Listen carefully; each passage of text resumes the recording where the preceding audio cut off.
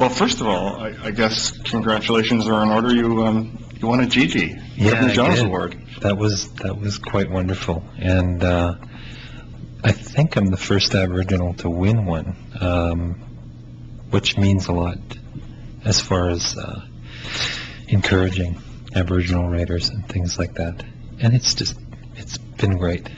Yeah? Yeah, it's been awesome. You had a big, huge grin on your face. Yeah, it's the first time I felt Canadian, and not only that, but proud of that. And maybe it's Rideau Hall, maybe it's that ceremony, but I realized I was a part of this now, which I'd never felt before. I always felt excluded. One of the characters, Rachel, she's had a toughest lot. How do you frame? Where do you put Rachel? She's been through a lot. I don't know that I quite have her character right somehow, but then that's because she's the heart of the play. She's the heart of the piece. She's the one where it all started. And people ask me who the book's dedicated to. It's actually dedicated to her, but I felt stupid dedicating a book to a character. I don't know how to explain that, but so there is no real Rachel per se. No, she's sort of comes from all the women in my family that I see and their strength and what they've gone through. So that's a part of where Rachel comes from. And when I was writing this piece, I would get visions and hear voices. I mean, yikes, Joan of Arc. I remember the one day I was standing in a bus shack, and it's almost like it opened up in front of me, and I saw this woman come out. There were these men, doing self-government, and she came out dressed in this male outfit, but her breasts were bare, so you knew she was a woman. And I didn't even know what that meant. I was seeing this, and I didn't know what it really meant, and I put it in the play, or the character Nigger when he talks about white people being poor. Would you read that section? Sure. That part came again. I just heard him talking. I heard him talking with Melvin, and so I wrote it down. Melvin's Métis. He's actually close to me. He's more native than white, but he's still excluded because he's got that white blood in him. And the reserve that I'm from, the Métis people lived on the missionary land by the church, and everybody called it Dogtown. Give you an idea of how respected the Métis were. So Melvin's always wanted to be Indian.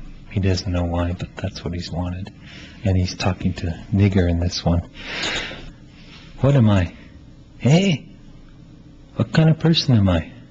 A man. No. What am I to you? Am I an Indian? Of course. Why? Why what? Why am I an Indian? 'Cause you are. How do you know? Indians know other Indians, even if they're part white. We're brothers and sisters, and we're warriors, all of us.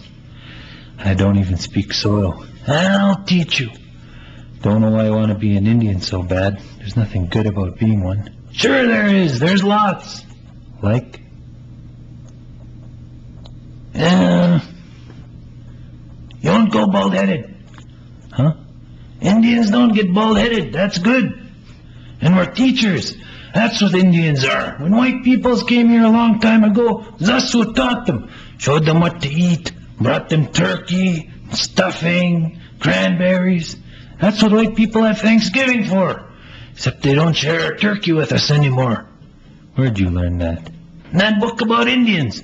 That's where I know an Indian guy wrote "Oh, Canada." And you know what? What? We're gonna teach white people again how to live. How? Lots more white people are gonna be poor. And they're gonna be on welfare. And because we already know how to live on welfare, we're gonna teach them how to live again. How do you keep your sense of humor when you're dealing with so many heavy subjects?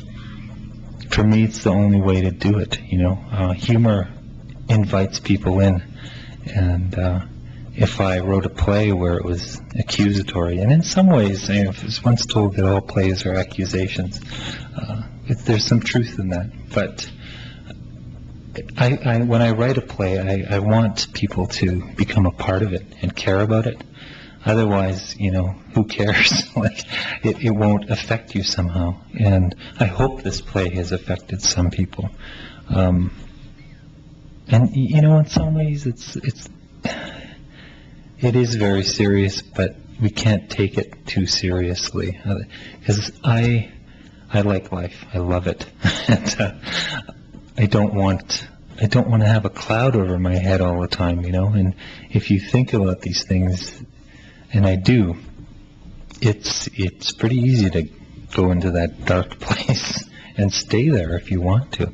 But how does that help, So that's why I didn't really try to be funny. It just sort of seems to come out that way.